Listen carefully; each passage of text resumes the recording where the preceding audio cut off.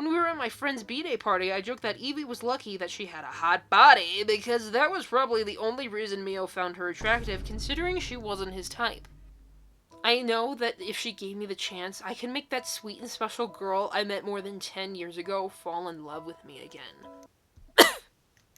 The only thing I can think of is that she had revenge sex with the first Norwegian guy she came across and got pregnant and decided to keep the baby. He's really thinking clearly now. I had some reservations about letting her go out in public while pregnant. What? When Evie arrived, Mio gave her a big hug and kiss. It gave a lot of sexual tension. It made me uncomfortable. What? So hello everyone, and welcome to my channel, or welcome back to my channel. I'm 𝘧𝘳𝘪𝘦. And boy oh boy do we have a good video today. So about 2 months ago, I believe it was in June, I posted a video dedicated to toxic relationship Reddit stories. So that's what we're going to be doing again today. So if you're new around here, welcome. Let mommy give you a big hug. So if you're new here, welcome in. Let me give you a little introduction onto how we do things here. I follow this page on Instagram called Toxic Reddit. They are this page that curates some of the most toxic stories from across various subreddits that I use in all my videos. They're a great page. You should go give them a follow if you like toxic stories. And today, we're going to be checking out the relationship-specific subreddits. Relationships meaning familial, romantic, platonic. By the way, just a quick heads up, just a quick PSA. These stories are read in kind of like a dramatic storytelling kind of way, and no disrespect is meant to the original posters or the people going through these situations. Thank you and enjoy.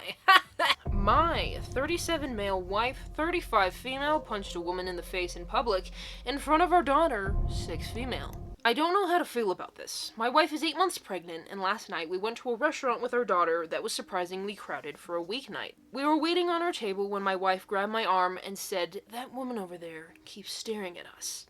I told her not to think too much into it, as she has a tendency to point out creepy people a lot. We got our table, and while we were waiting for our food, the woman she pointed to came up to us and asked if she could touch my wife's belly.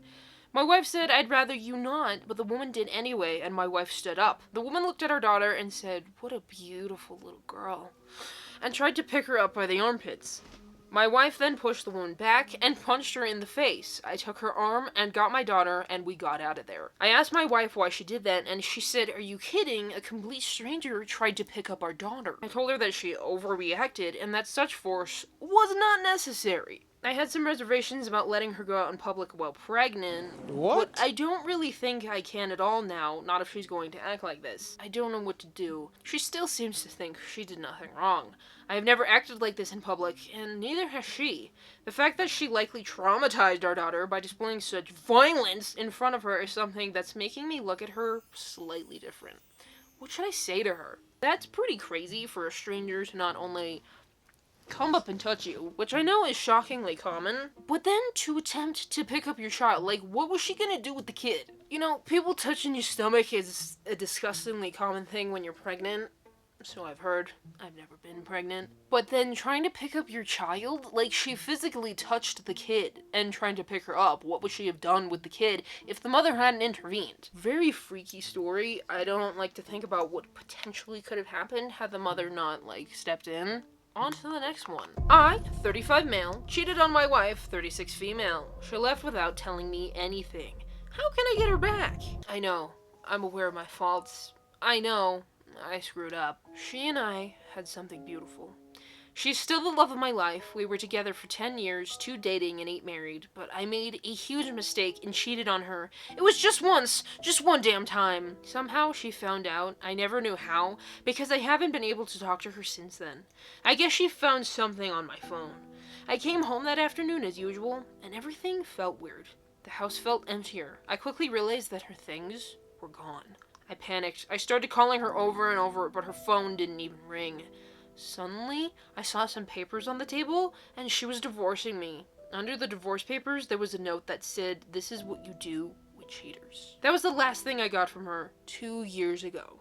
Of course, I called the contact information for her lawyer, who had been the only bridge between us, but he just told me that he was her legal representative and that she didn't want to see me. I fought. I got angry, but in the end, her lawyer just told me that it would be better if I got my own lawyer. I didn't want to. I absolutely refused to accept that 10 years of relationship would end like this. I know I have failed, but I always wanted to fix it. I know that if she gave me the chance, I can make that sweet and special girl I met more than 10 years ago fall in love with me again. I know that I can make her forgive me. After all, many couples go through similar things and get over it.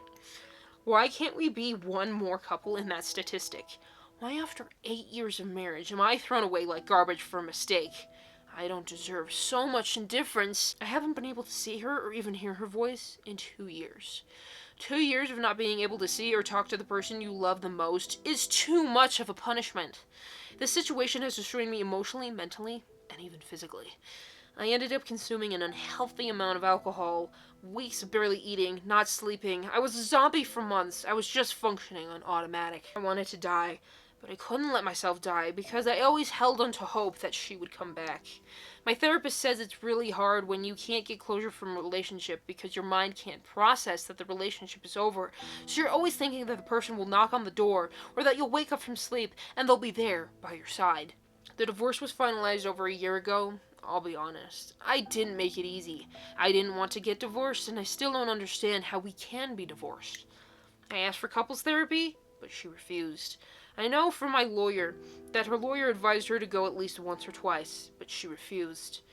It took quite a while, but finally the divorce happened. I can't even describe the feeling. I felt and still feel like a piece of me had been cut out. I know I hurt her. I know I failed, but I think we all deserve a second chance. When I couldn't take the pain anymore, I decided to start therapy. My therapist doesn't give me advice to get her back. He only focuses on me moving on with my life, encouraging me to meet new people and go out on dates, but I don't want to. At this point, I'm not even interested in sex anymore. A few days ago, something happened that completely shattered me. I was having a few beers with my friend at my house. Let's call him Nick. We were both pretty drunk. I started talking about my wife, and he said to me, "You should put more effort into getting over her. She's over you and is happy having a life away from you. You should do the same. You can't live in this self-pity all your life." Something in his words hit me, but not in the way he expected. He spoke with a lot of confidence that my wife is over me and is happy now. How does he know that? At this point, I got angry and started pressuring him to talk. He refused. I pressed as hard as I could. I cried. I begged him to tell me if he knew something. I needed to know something about her, until he finally told me.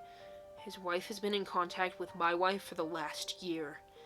They were great friends, and I remember Sabrina, my friend's wife, being very sad about losing contact with my wife. The thing is that my wife went to live in Norway, got married to a guy there, and is about 7 months pregnant. I felt like dying. I literally felt like dying with this information. How could she do this to me?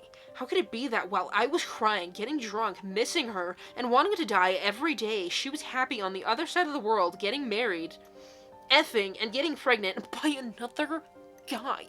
How could it be that she didn't have a child with me in many years, to the point that I thought she was infertile, but she got pregnant by this new guy so easily? Where did this guy come from? I have no answers for absolutely anything, and I feel like I can't go on with my life without these answers. The only thing I can think of is that she had revenge sex with the first Norwegian guy she came across and got pregnant and decided to keep the baby. He's really thinking clearly now. Maybe she got married because she wanted to stay in that country legally, and I guess like in most countries, getting married is a good option for that. I don't know. These thoughts are killing me! I refuse to think that she's in love with him. I need to contact her. I need to talk to her. I need to know what's going on because she acts like our 10-year history and 8-year marriage is nothing to her. I need advice on how to act.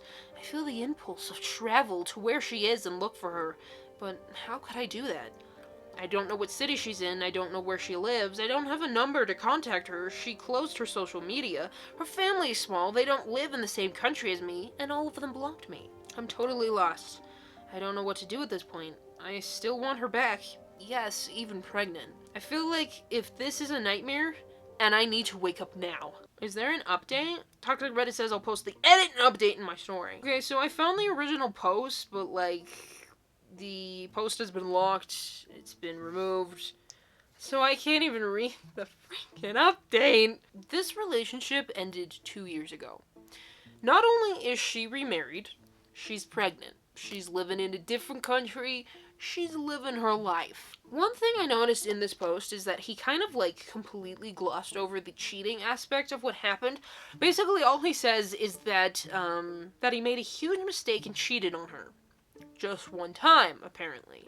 And he doesn't even know how she found out. He doesn't really go into very much detail about that aspect of the story, which I find very interesting that he just completely glossed over that, because this is a very crucial detail of the ending of their marriage. And furthermore, you get what you deserve. He cheated on his wife that he had been with for a total of 10 years. Breaking loyalty, especially within a marriage, is something I find so unforgivable that, you know, you would not be able to look at this person the same way, that I think this is just the best ending for everyone involved. And it's really just sad that he thinks he can win her back somehow. He can't. He can't. I'm telling you, it's not possible. That ship has sailed. That relationship is over. Seriously, this guy is so radically out of touch. My 27 female says she, 27 female, won't set me up with her male friend because I cheated on her brother 4 years ago. Should I still pursue things anyway? Too long didn't read. My friend won't set me up with her male friend because I cheated on her brother a long time ago, even though I changed. Background. My friend Amina and I have been friends since kindergarten. There was a point in time where I considered her my best friend. In high school, I started dating her younger brother, Sean. We dated for about 6 years. We had a great relationship, and I messed up. I did. Now, not to justify what I did, but Sean did ROTC in college and eventually commissioned into the National Guard. During his first year in the Guard, he was extremely busy. He had his military duties, and on top of that, his regular 9-to-5 job. In a moment of selfishness, I met a really attractive guy, and the next thing I know, I'm cheating on my fiancé. I was a selfish person and figured he would never find out. Well, the guy I was cheating with ended up stalking myself and Sean, so Sean found out. It was a messy situation, and I hate that I put him through that. Sure you do. Sean broke off the engagement, and he still refuses to speak with me. As he should. Amina stopped being my friend, but we reconnected a year ago when we bumped into each other at the airport lounge. She got permission from Sean to rekindle our friendship, but Sean still refuses to speak with me, unfortunately. I can't say Amina and I are best friends like we used to be, but we are friends. Now, recently, Amina had a birthday dinner with all her BF plus all her friends. Her male friend Ron is extremely attractive, put together, great shape, good job, etc. Today, I called her during our lunch break to ask her for Ron's contact and to put in a good word for me. She said no and asked me not to date him. She said he's a good friend, and after what happened with her brother, she doesn't want to go through that again. I told her that I'm a changed person, and she contradicted herself, saying she believes me, but still doesn't want me dating her friend. It's just weird. I'm not sure whether or not I should get his contact information some other way or just accept it. I just don't think she has the right to prevent me from dating her friend. And then there's a small follow-up comment. Someone said, sure, you can date him all you want if he wants to date you too, but it wouldn't be unreasonable for her to warn her friend that you cheated on her brother in the past. 4 years ago is not that long ago. If you've changed, then good for you, but you can't expect everyone to just forget about it. I don't know. I feel it would be unreasonable. I was in my early 20s at that time. I think as a society, we need to give people the room to grow. We shouldn't constantly throw mistakes of their past in their face. We should actually. Wait, so she's 27, 26, 25, 24, 23. We're the same age. So she cheated on Sean at the age I am now, I believe, if I did my math correctly. I'm not very good at math. I'm 23. You are old enough at that age, not that it's really excusable at any age, but especially not at that age, you are old enough and mature enough to know that cheating on someone is wrong. She's acting like this happened like 10 years ago or like when they were 15.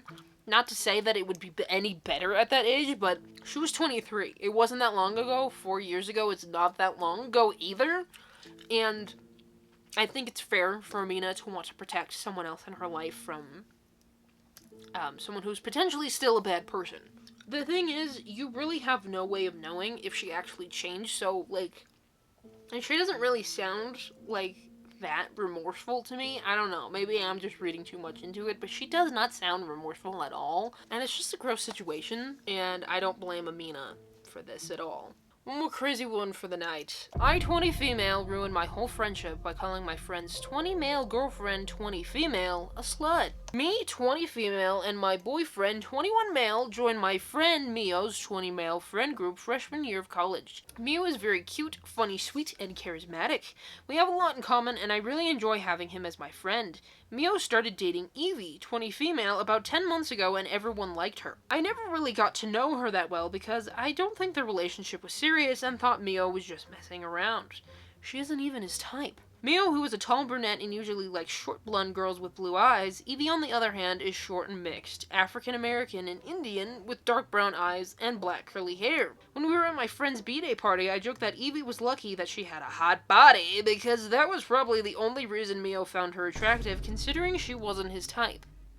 Evie got upset and I left, and I later got a text from Mio saying that what I said was inappropriate and untrue. I apologized to him and explained that I was just joking and didn't mean to offend Evie. She's been cold to me ever since that night, but there weren't any issues up until yesterday. Fast forward, me and my boyfriend had a party to celebrate us moving into our new apartment. Evie was out of state visiting her family, but was coming back the same day as the party. At the party, I tried to get Mio to drink and socialize more, but my attempts failed. When Evie arrived, Mio gave her a big hug and kiss. I gave a lot of sexual tension. It made me uncomfortable. What? I told my boyfriend this, and he told me I was overreacting, and there was nothing inappropriate about a hug and a kiss. I was upset, but went to say hi to Evie and noticed her shirt was see-through. I could see her bra and boobs, which are pretty big, and it felt like she was trying to get attention and turn Mio on. I told my boyfriend this, and he got annoyed and told me to stop looking at her chest. My other friend agreed with my BF that I was being unreasonable. This put me in an even more bad mood, and I started getting snappy. Mio was all over Evie the whole night and kept kissing, hugging, calling her beautiful, telling her he loved her, putting his face in her neck, and touching her waist. This set me off even more, and my last straw was when Evie went up and got a drink and then proceeded to sit on Mio's lap. I gave my boyfriend a look, and he rolled his eyes at me. She was literally sitting on his... Not even 5 seconds later, Mio put his hand on her breast. Evie giggled and ruffled his hair. This is where I ruined everything. I said loudly in front of everyone, "We all know you're having sex with Mio, Evie. You don't have to come to my party, put your boobs in his face, and act like a slut to prove it." Everyone got quiet, and Evie looked horrified. Mio yelled at me, calling me a disrespectful... who was being a jealous bully towards his girlfriend. I started crying, and Evie and Mio left along with most of our friends. I tried calling Mio, but him and Evie had blocked me on everything. I've been crying all day, and my boyfriend has called me an embarrassment, who harassed Evie for no reason. He also feels like I put his friendship with Mio and Evie in jeopardy. I really want to fix this. Should I try to talk to Evie tomorrow? I usually see her on campus around first class. Should I ask if I can take her to lunch/coffee so I can properly apologize? Should I try to talk to Mio through my boyfriend? I love Mio as my friend and don't want to lose him because of my own stupidity. I really want him back. And to make amends for our friendship, sorry for any spelling errors, I'm on my iPhone. Okay, so let's break down the situation. I don't really like saying this, but I often get kind of this weird vibe that these girls in these posts want the guy that they're writing about. It just sounds like she's jealous of Evie. And possibly, I don't want to make any claims, and I don't want to, like, this isn't really maybe my place to say this, but it kind of feels like maybe just a little bit, it feels almost borderline, if not into just, like, actually racist. I find it strange that she not only specified Mio's type, and I find it very strange that she gave detail about Evie's race. I'm not sure if I'm just picking up on stuff. And then it seems like, despite her having a boyfriend, she kind of sounds like she wants Mio. Or like she's jealous of their relationship. It kind of sounds like maybe the situation was over-exaggerated. Like she was sitting in his lap, they were acting like a couple, and then you call her a slut. I make it make sense, because it doesn't. There's so many red flags throughout the story. Like there's so many kind of degrading points even through the writing of the story that you can tell that maybe she still kind of has issues with Evie, even in trying to seek out forgiveness. I really genuinely hope that she did apologize to Evie. And I don't like to just make accusations for no reason, but I always pick up like these undertones throughout these stories that I'm like afraid to voice because maybe it just sounds like I'm being mean or accusatory. Like I read these stories in kind of a dramatic storytelling way, and I don't want to make it seem like I'm being disrespectful or like putting my own biases in the story, or coming to my own conclusions because maybe I'm already biased against the story because it's coming from a page where they post toxic stories.